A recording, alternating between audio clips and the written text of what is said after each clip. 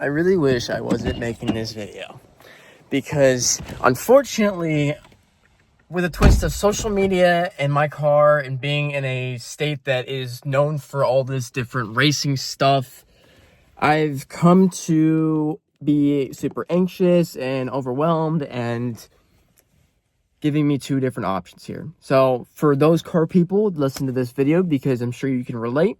If you're not into cars, I'm sorry, skip the next video and watch something else or wait till the next one comes out.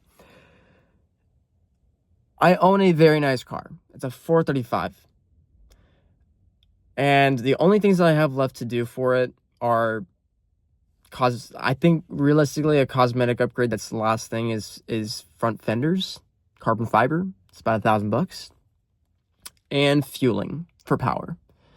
Obviously, you can get much more in depth with it by building an entire engine for it and transmission, but then you're asking yourself $16,000, $20,000 right there for a car that is MSRP Kelley Blue Book worth of $13,000 currently. So the current situation that I'm in is that I have a car that I meant to buy for sound. That was it.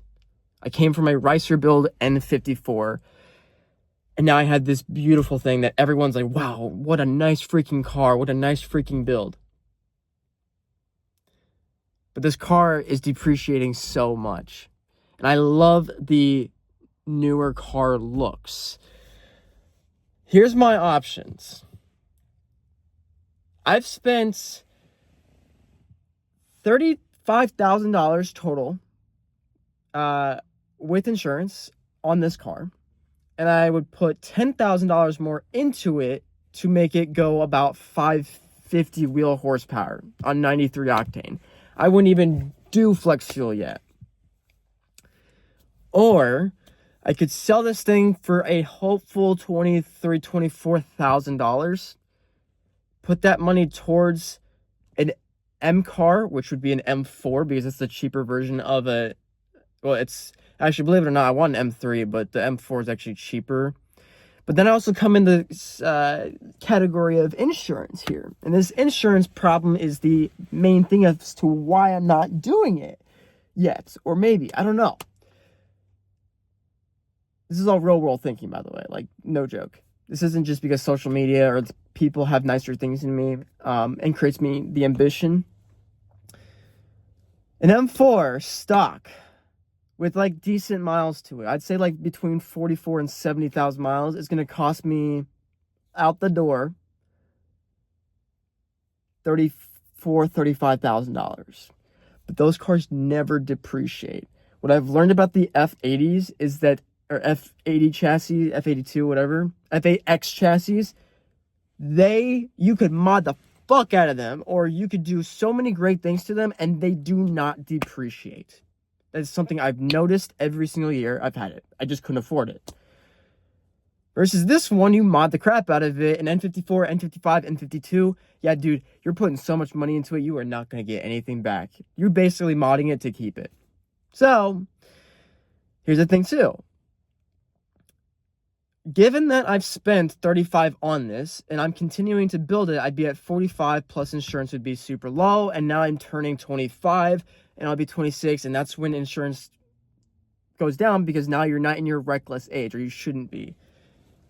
Okay, so now you're saving on insurance, and you have a pretty decently fast car, but you spent a crap load of money on it.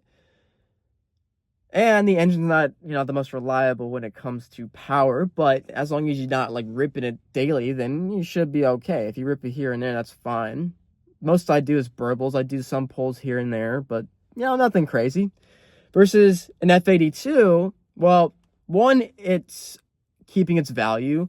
Two, bad thing is it's rear-wheel drive, but it's not the end of the world. Three, it comes stock, 425 horsepower, maybe 475 if you're really lucky with a nice little tune. But then if you upgrade it, you could make that thing push over 1,000 horsepower super easily. Well, yeah, obviously you're going to be building the engine, but at that point, you're still maintaining value. So basically, the sum up of this video is to understand where your money's going and make it be an investment for the future. So there's also another problem.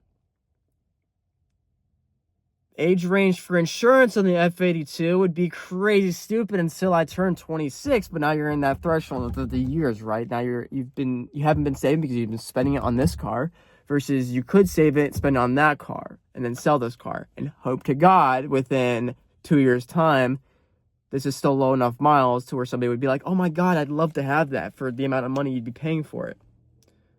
Because realistically, F8X chassis are never going to go below 30 grand. Never. You'd be lucky, even if 10 years from now, you'd be lucky to find one for about $35,000. Guaranteed. Because it's the last BMW to ever be made to really be made streetwear. Okay, so now that we got that covered, is there anything else I want to add into this?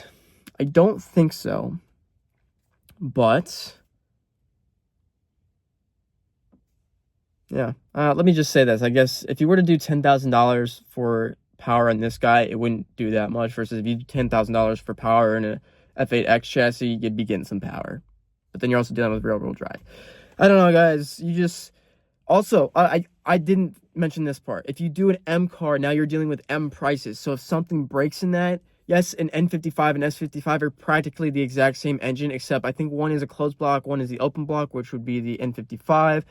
One pushes more power than the other, obviously, and is developed differently. But now you're dealing with M prices, which is a lot more expensive. So I guess, are you really saving? I don't know. Any catastrophe could happen. I guess let me know what you guys would do. I want you guys to take note of saying this. If you're buying a car, I'm not saying the 435 is a bad car. Just saying, what would you do for the money? What would you classify the money to be an investment? Because reality is, again, the F80 is practically an investment. It's not just a car that you just mod and lose a whole bunch of money on.